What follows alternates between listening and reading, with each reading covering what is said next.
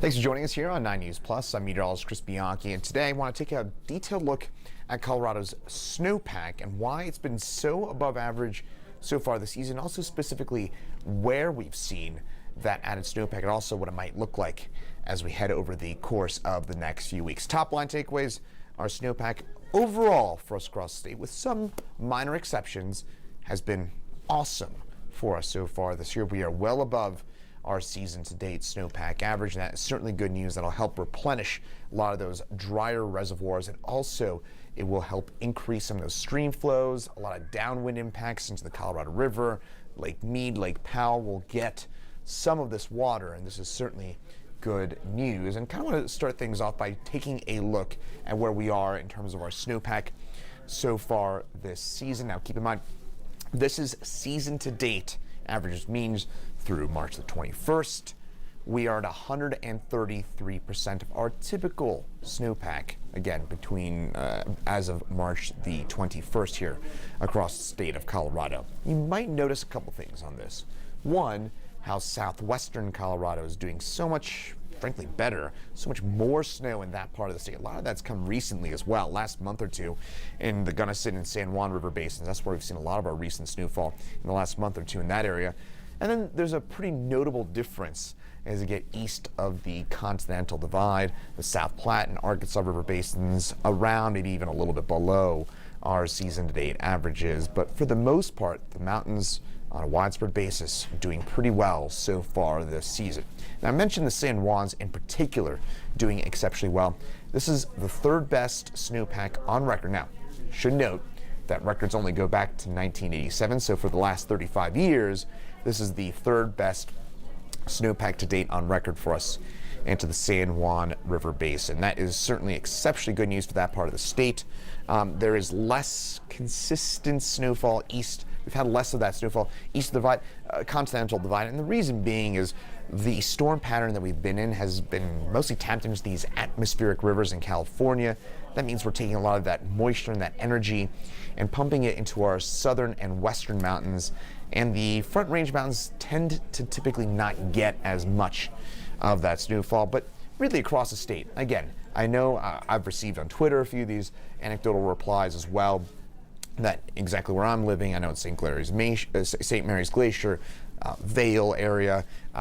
There's some areas that have been a little lagging, even within those river basins. But for the most part here, folks, it's important to pick out that we are in good shape snowpack-wise. That will have, hopefully, some long-lasting impacts into the summer. It'll help stave off wildfires if we keep this snowpack deep into the summer season, which, again, the most important part of this is getting that snowpack to begin with. We are in good shape, so hopefully this helps stave off some of those fires. It also, again, replenishes those reservoirs and eliminates drought. Now, we are in a La Nina. You've probably heard about this. A La Nina, we're actually technically coming out of a La Nina, but this winter we've been locked into a La Nina pattern. Now, normally what that leads to, well, it starts with colder than average sea surface temperatures across the central Pacific Ocean. The Pacific Ocean, the largest ocean by far across the globe. And when you get a huge body of water with cooler than average sea surface temperatures, it leads to a domino effect of weather, and that has big impacts on us here in the United States. First and foremost, it leads to more thunderstorms over tropical East Asia. So Indonesia, Malaysia, north through the Philippines tend to have stormier than average weather, and that leads to a further domino effect that often leads to drier than average weather for us across the southwestern United States. Now, if you've been tracking the weather at all or been paying attention at all, you know that this typical La Nina pattern has really not played out. In fact, what we've been looking at has been more of a typical El Nino winter-like pattern, which is, of course, as I mentioned, this is the opposite. I'm talking about an El Nino winter. That means we've got warmer than average sea surface temperatures across the equator, and that leads to typically more active weather for us across the southern and western United States. Again, we are not in an El Nino. We are likely heading into one for next winter, but the pattern that we've been in has been El Nino-like. And what I mean to say by that is what we've been talking about over the last few weeks. You might have heard my atmospheric river explainer a couple of weeks ago. Atmospheric rivers pumping up moisture from the Hawaiian Islands, from the Central Pacific Ocean, and just kind of lambasting the southwestern United States with repeated rounds of active weather. Well, guess what here, folks? This is the pattern that we're in literally right now.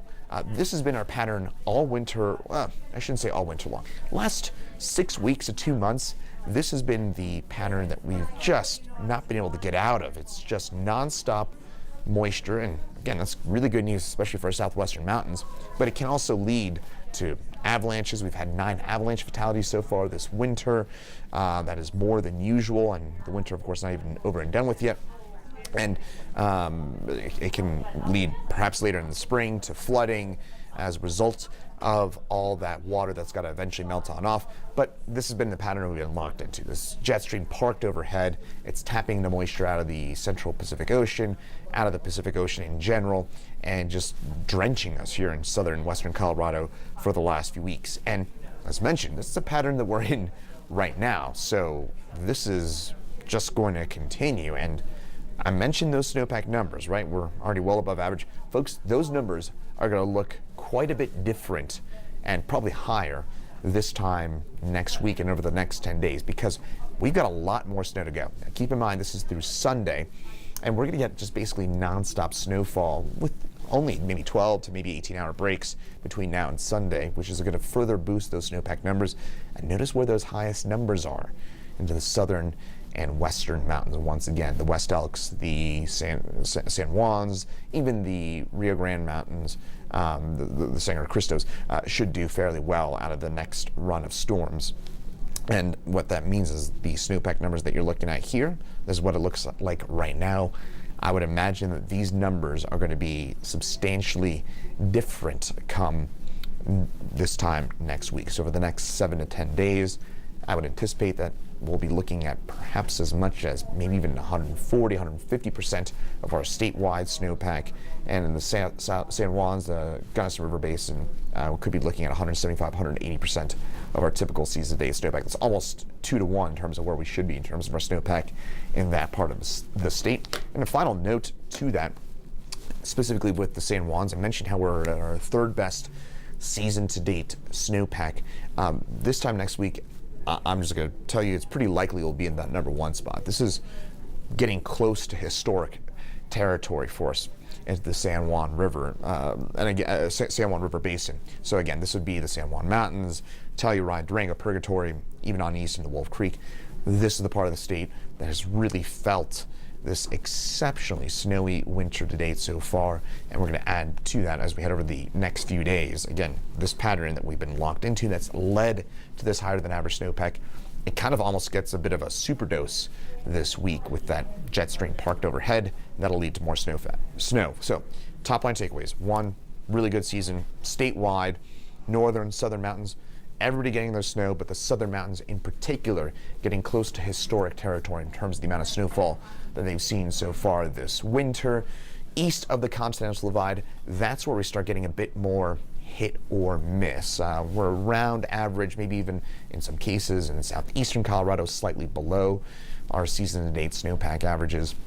But overall, it has been a good winter for us here across the state of Colorado, and especially if we stay cool through April and May and early June, that'll keep that snowpack deep into the summer. That will help us with the first part of the summer wildfire season, which is confined to the mountains. Again, you got more moisture in the ground. It'll help stave off that potential for wildfires, and of course, it will replenish those reservoirs and those rivers, and eventually those huge reservoirs that we really need to fill back up. Lake Powell, Lake Mead, this is a drop in the bucket in terms of what they need down there, but we'll take that drop, and we are getting it from Mother Nature so far this winter season. And this also goes against the fact that we're coming out of a La Nina. This has been a La Nina winter. Normally in a La Nina winter, we tend to see those lesser totals for southwestern Colorado. Northern Colorado tends to be the best in those sorts of winters, but hey, we're happy that things have flipped around. It's looked a bit more like an El Nino winter for us